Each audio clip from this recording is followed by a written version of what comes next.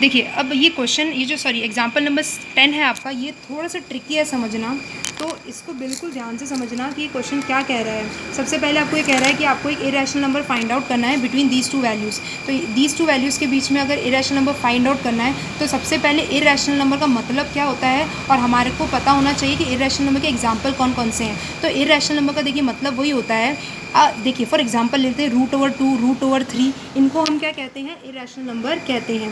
तो देखिए √2 हो गया, √3 हो गया, √4 होगा क्या, नहीं, क्योंकि √4 क्या होता है, आपको 2 देता है, वो रेशनल नंबर की फॉर्म में एक्सप्रेस हो जाता है। और √5 हो गया, पाई भी क्या है, एक इरेशनल नंबर है।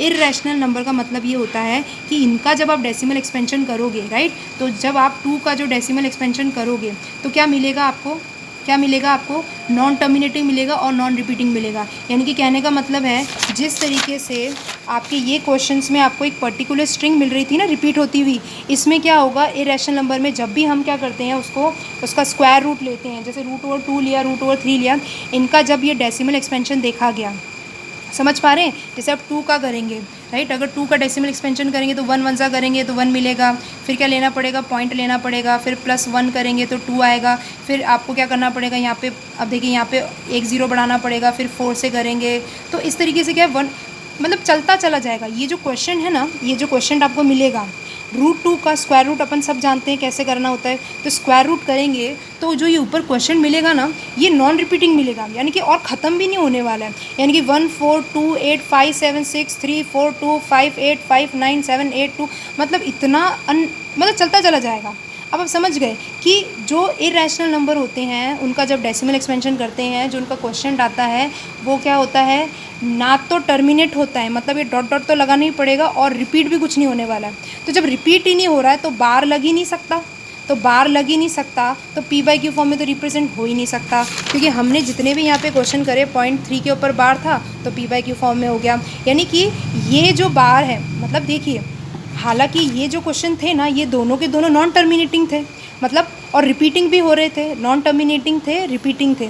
देखिए अब इससे बहुत बड़ा अच्छा सा कंक्लूजन निकल के आ रहा है कि जो नॉन टर्मिनेटिंग और रिपीटिंग होंगे वो तो p/q फॉर्म में रिप्रेजेंट हो जाएंगे इस मेथड से, लेकिन जो आपके नॉन टर्मिनेटिंग तो है ही बट रिपीट नहीं हो रहे हैं, तो रिपीट नहीं होंगे तो उनको हम p/q फॉर्म में एक्सप्रेस नहीं कर सकते, यानी कि वो क्या होगा, उनका डेसिमल एक्सपेंशन क्या होगा, चलता चला जाएगा और रिपीट नहीं होगा। ऐसे एग्जाम्पल होते हैं √2, √3, √5।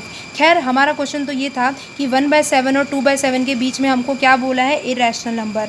तो इरेशनल नंबर देखिए बहुत ध्यान से समझना इस चीज़ को, कि जैसे ये वाली चीज़ और ये वाली चीज़ के बीच में चाहिए, ओके, तो बहुत सारी वैल्यूज़ हो सकती हैं, राइट। अब ये ध्यान रखना कि यहाँ पे 1 है और यहाँ पे 2 है, राइट। आपको यहाँ पे जो बीच में आप पहला इरेशनल नंबर है, आपको पॉइंट तो लेना ही पड़ेगा।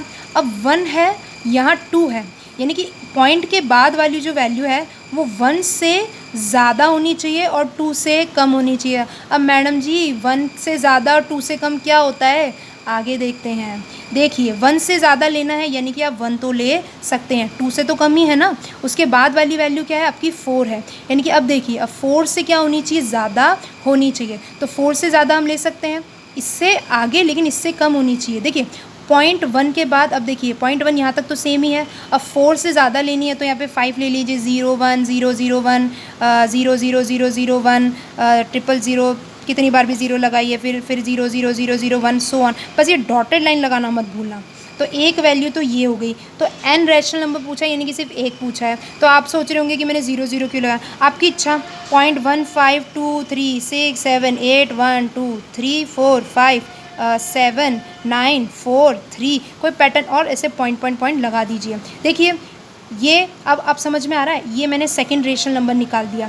क्या तरीका है वापस से बताती हूँ, जब भी ऐसे क्वेश्चन आए कि आपको एक इरेशनल नंबर निकालना है तो इतना ध्यान रखना, इरेशनल नंबर के पॉइंट के जो बाद वाला एक्सप्रेशन होता है वो होता है, एक तो नॉन टर्मिनेटिंग है, नॉन टर्मिनेटिंग कैसे पता पड़ता है कि उसके पीछे आप डॉट डॉट लगाते हैं, दूसरी चीज़ रिपीटिंग नहीं है। तो देखिए ना, और इससे 0.1 से ज़्यादा होना चाहिए। अब 1 तो लगाना ही पड़ा क्योंकि 2 से तो कम रखना है ना। अब ये दोनों वैल्यू देखिए ना, 0.12 है, ये सारी की सारी इससे तो कम ही है, राइट। तो 1 तो लगाया, फिर 4 के बाद 5 कर दिया और 0 1 0। देखिए कोई भी पैटर्न रिपीट किया मैंने, क्या मैं इस पे बार लगा सकती हूँ? नहीं लगा सकती हूँ, और ये मैंने अपने हिसाब से बना दिया। और ऐसे आप बहुत सारे एग्जाम्पल बना सकते हैं।